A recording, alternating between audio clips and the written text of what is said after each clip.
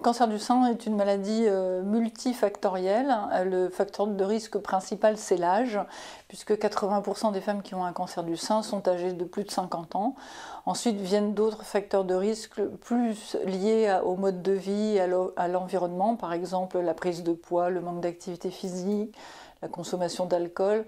Tous ces facteurs de risque se surajoutent probablement pour finalement malheureusement aboutir parfois à un cancer du sein.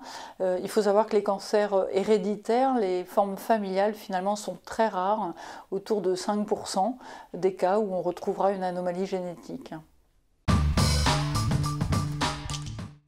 Alors pour les femmes qui présentent un cancer du sein nouvellement diagnostiqué, on propose au centre une prise en charge personnalisée, multidisciplinaire dès la première consultation, puisque les femmes peuvent rencontrer à la fois un chirurgien, un anesthésiste, un radiologue qui va valider leur dossier radiologique et proposer donc au terme de cette journée un traitement qui est le plus adapté en fonction du type de cancer du sein qu'elle présente.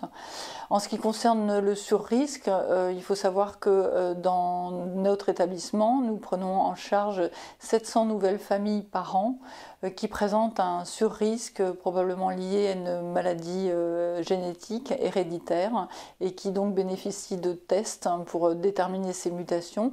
Et ces tests, qu'ils soient positifs ou négatifs, aboutissent à une proposition de stratégie de surveillance en fonction du risque. Donc dans la très grande majorité des cas, on commence le traitement par un acte chirurgical et donc notre organisation permet aux femmes qui rencontrent le chirurgien de rencontrer l'anesthésiste au décours de la consultation.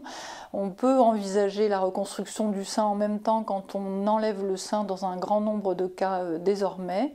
Ensuite, les autres solutions sont surtout dominées par la chimiothérapie. Maintenant, il est plus fréquent qu'auparavant de débuter la séquence de traitement par la chimiothérapie et les patientes sont opérées secondairement en fonction aussi de la réponse à la chimiothérapie.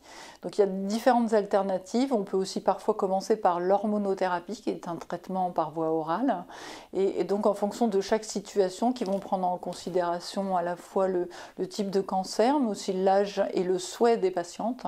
On peut être amené à proposer différents traitements mais la chirurgie reste très majoritairement le premier temps du traitement.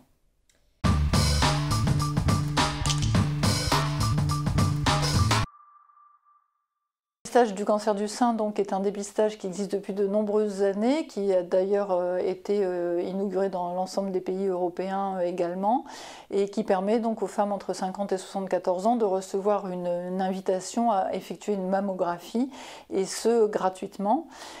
L'objectif de ce dépistage est de diagnostiquer le plus précocement possible des formes donc, qui vont se traiter mieux avec un meilleur pronostic, une meilleure évolution de la maladie, et donc on encourage activement toutes les femmes qui reçoivent cette convocation de prendre rendez-vous.